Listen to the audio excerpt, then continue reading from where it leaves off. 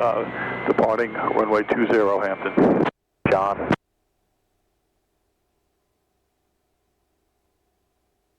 Yo. The engine feels a little rougher now, no? Yeah, it does a little bit, doesn't it?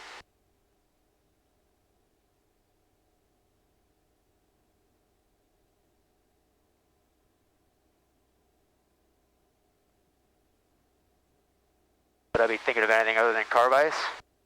Yeah, go ahead and pull out the carb heat, see if it makes a difference. I was doing this on the last flight as well.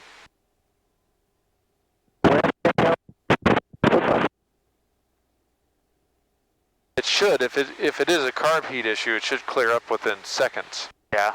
So it didn't seem to make much of a difference except reduce your power setting. Carb heat off? Yeah. Okay, so let's do a flow check. Let's do slow flight. So do a flow check to get us set up for slow. All right, so we're left. Are we staying left? Nope, let's put it on both. Both. Belts off.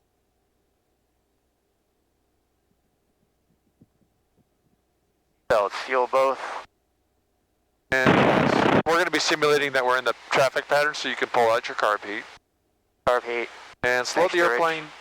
Yeah, go ahead. Slow the airplane down to 60 miles an hour with 0 flaps. Right.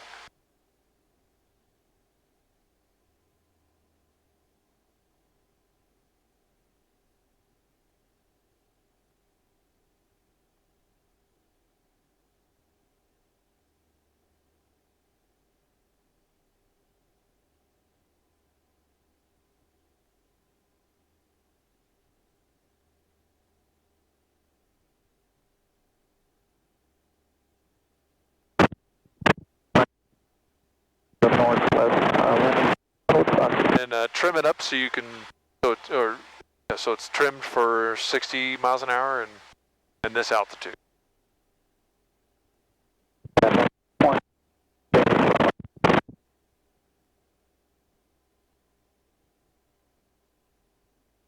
like all the way trimmed. Are you? Oh, maybe not.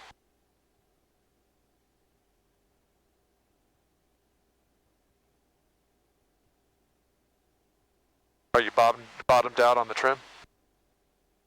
Yeah. Yeah. Okay. All right. So put down 10 degrees of flaps. 1, 2, 3. All right. Feel how the airplane feels. Retrim it as necessary. See how the flaps kind of helps you. Yep. With that trimmed condition. All right, maintain 2,500 feet. And let's go to 20 degrees of flaps. 1, 3. See how the nose pitches Yeah. up? And fly between 40, fly at 50 miles an hour. That's your target airspeed. Might need to increase power now that we have more drag out there to maintain altitude and airspeed.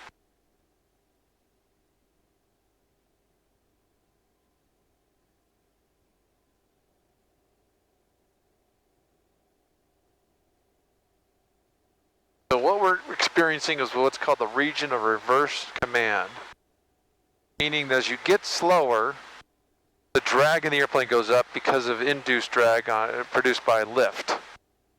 So it requires more power to maintain level flight, so you've lost 200 feet.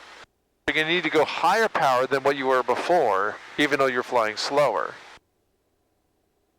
And you're going to get to a point where you're not going to be able to hold level flight at power. So go ahead and push enough power in to maintain altitude. If you need to push over a little bit to gain airspeed, to get your energy back, you may have to do that.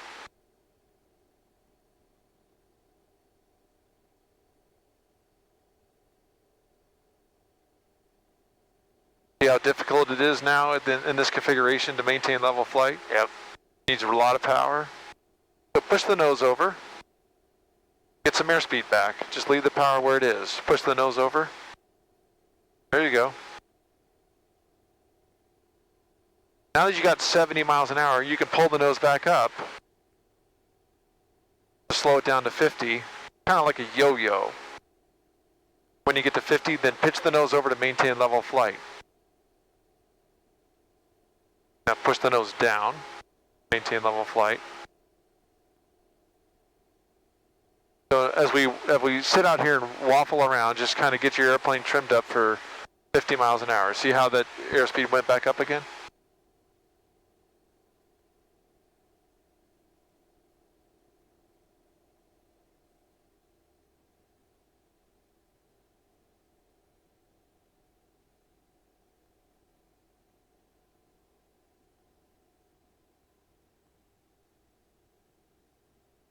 All right, let's use 60 as our min controlled airspeed for now.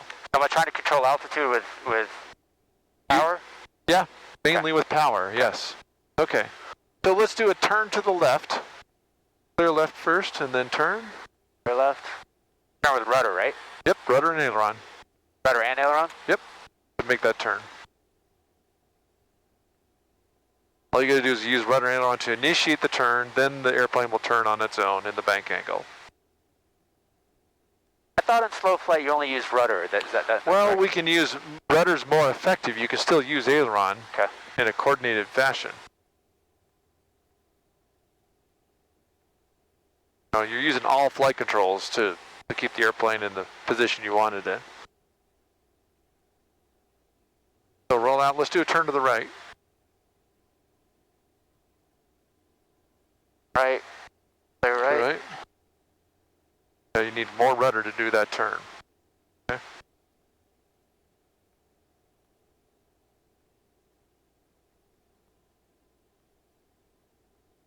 Roll out. Let me do a couple turns. I have the controls. Your controls? I have the controls. All right. So I just want to first start out, make sure I'm stable. Put the power and the pitch, so that's about level. I need a little bit of right rudder to keep from tracking left. So if I do aileron only turn, watch the nose when I just use ailerons to bank the airplane. See, the lake is my reference. Maybe we're aiming slightly right of the lake, so watch the nose when I do ailerons. What did it do? Nose went up. It did that. Okay, let's do it again. Let's watch the yaw axis this way. When I do a right turn, to the right, but watch off the nose, see what happens when I do ailerons only. Didn't do it as much as I thought. We'll do it again to the right. Flake off the nose. Slow it down a little bit. All right, watch the nose here. So yawed right? Yawed right. Right. So to avoid that yaw to the right, I do aileron and rudder at the same time. So aileron and rudder to nail the nose to the horizon, and then it starts to turn. Center of the controls, then to roll out, rudder and aileron as well. So you say nail the nose to the horizon, you're talking about the horizon hitting the middle of the... In other words, I'm keeping the pivot point in one point. I'm not letting the nose do this. That's called a Dutch roll. I don't know why we're knocking on the Dutch, but we do that. All right, you have the controls. Controls. Do an aileron-only bank angle to the right, just to demonstrate to yourself that yaw to the left as you go right bank. Okay, aileron only to the right. So see how that nose tracks?